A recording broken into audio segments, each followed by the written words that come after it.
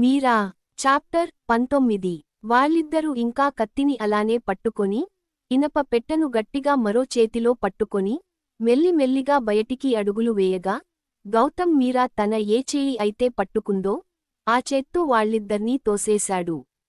రఘు వెంటనే వచ్చి ఇనప పెట్టెను వాళ్ల దగ్గర నుంచి లాక్కోని దాని బెడ్ మీద పెట్టేసి, రేయ్, తొందరగా రండి, దొంగలు పడ్డారు అని గట్టిగా అరిచేసరికి అప్పటికే నిద్రపోని పనివాళ్లు ఆ రూంలోకి వచ్చి ఆ ఇద్దరిని పట్టుకున్నారు. ఇదంతా ఎంత తొందరగా జరిగిందంటే అక్కన్న రాజన్నలకు అసలు తేలుకోడానికి సమయం దొరకలేదు. మీరా భయంతో కళ్ల నిండా నీళ్లతో గౌతమ్ వెనుకే దాక్కొని ఉంది.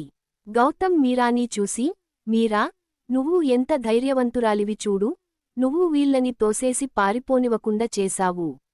అంటే నువ్వు ఇద్దరిని పట్టుకున్నావు, అమ్మో, నిజంగా చాలా ధైర్యం ఉంది నీలో అని అన్నాడు. రఘు ఇంకా పనివాళ్లు అందరూ గౌతమ్ని ఆశ్చర్యంగా చూశారు. మీరా కూడా భయపడుతూనే గౌతమ్ వైపు చూస్తూ, నేనేం చేయలేదు, నిజంగా నేనేం చేయలేదు అని అంది. మీరాతో గౌతమ్ అలా అనేసరికి తను ఏదో తప్పు చేసిందేమో అని కంగారు పడిపోయింది. మీరా, ఎందుకంత భయపడుతున్నావు, నువ్వు చేసింది మంచి పని కదా రఘు అన్నా అని గౌతమ్ రఘుని చూసి మెల్లగా తల ఊపాడు. రఘుకి అర్థమై, అవును మీరా అమ్మా, మీరు ఇంత ధైర్యవంతురాలని నేను అసలు అనుకోలేదు. మీరే కదా అన్నది, ఇంట్లో ఎవరూ ఉన్నారు అని, ఇప్పుడు మీరే వాళ్లని పట్టుకున్నారు, మీరు చాలా మంచి పని చేశారు అని అన్నాడు.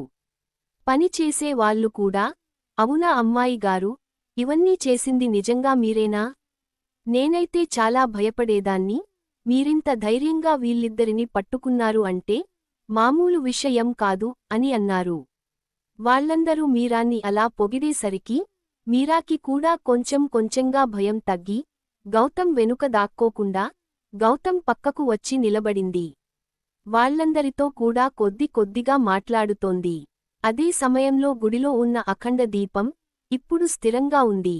అది చూసి వైదేహి చాలా ఆనందపడిపోతూ, అత్తయ్య, దీపం చూడండి. వైదేహి మాటలు విని సీతాలక్ష్మి ఇంకా రాజారావు గారు మరియు చక్రవర్తి కూడా ఆ దీపాన్ని చూసి చాలా సంతోషించి పూజారి వైపు చూశారు. నేను చెప్పాను కదా, మీరాకి అంతా మంచే జరుగుతుంది, ఇంకా మీరు భయపడాల్సిన అవసరం లేదు అని అన్నారు ఆయన. మీకు చాలా కృతజ్ఞతలు స్వామి అని రాజారావు ఆనంద పడిపోతూ పూజారిగారితో అన్నారు. ఇందులో నేను చేసింది ఏమీ లేదు రాజారావు గారు, అంత అమ్మవారి దయ. మీరాకి మీరు పెళ్లి చేయాలనుకుంటున్నారు, పెళ్లైన తర్వాత భార్య భర్తలిద్దరితో మీ ఊరు పొలిమేరలో ఉన్న అమ్మవారి గుడిలో ఉత్సవాలు జరిపించండి. దాని తర్వాత మీరా జీవితంలో మరియు ఊర్లో ఎటువంటి సమస్యలు ఉండవు అని అన్నారు ఆయన. అలాగే స్వామి, అలాగే చేపిస్తాం అని సీతాలక్ష్మి కూడా చాలా ఆనంద పడిపోయింది. వాళ్లందరూ పూజని ముగించుకొని ఇంటికి బయల్దేరారు. ఇంట్లో వాళ్ళు అందరూ అక్కన్న రాజన్నాళ్లను ఒక స్తంభానికి తాళ్లతో కట్టేశారు. అప్పుడే అక్కడికి వచ్చిన మరో ఇద్దరు వ్యక్తులు వాళ్ళిద్దరినీ అలా స్తంభానికి కట్టేసి ఉండడం చూసి భయపడిపోయారు. వాళ్ల చెవులలో బంగార్రాజు మాటలు వినబడుతున్నాయి. మీరు కూడా చస్తారు, మిమ్మల్ని నేనే చంపేస్తాను.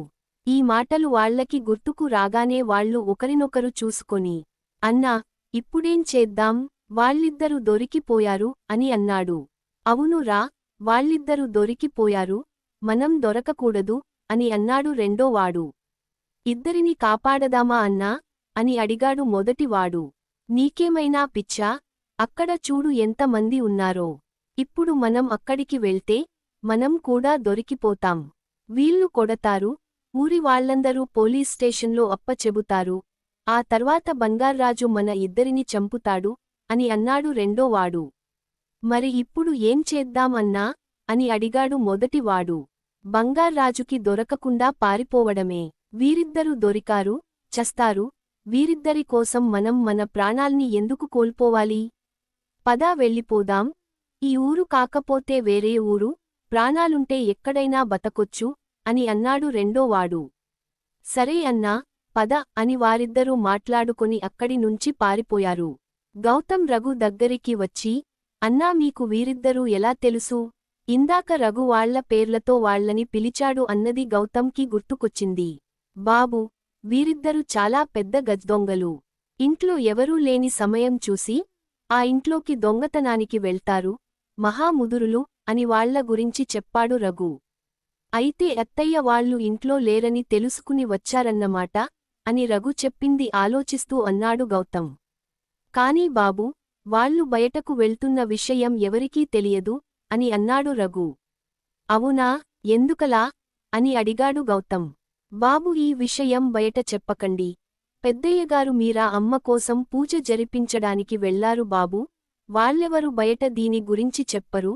ఊర్లో వాళ్ళందరికీ మీరా అమ్మ అంటే మీకు చెప్పాను కదా బాబూ అని అన్నాడు రఘు. మీరా అసలు ఏం చేసిందని అందరూ తనని అలా చూస్తున్నారు, ముందు కూడా ఈ ప్రశ్న అడగాలి అనుకున్నాడు గౌతమ్. బాబూ, ఇవాళ ఉదయం మీరు వచ్చేటప్పుడు ఏం చూశారో మీకు గుర్తుందా? అదే మీరా అమ్మ విషయంలో కూడా జరిగింది. కాకపోతే ఆ అమ్మాయిని మీరు కాపాడారు, మీరా అమ్మని మా పెద్దయ్యగారు కాపాడారు. ఊర్లో వాళ్ళందరికీ తనని ఎప్పుడు ఈ ఇంట్లో నుంచి బయటికి రాదు అన్న హామీతోనే వాళ్ళు మీరా అమ్మని ఏం చేయకుండా వదిలేశారు.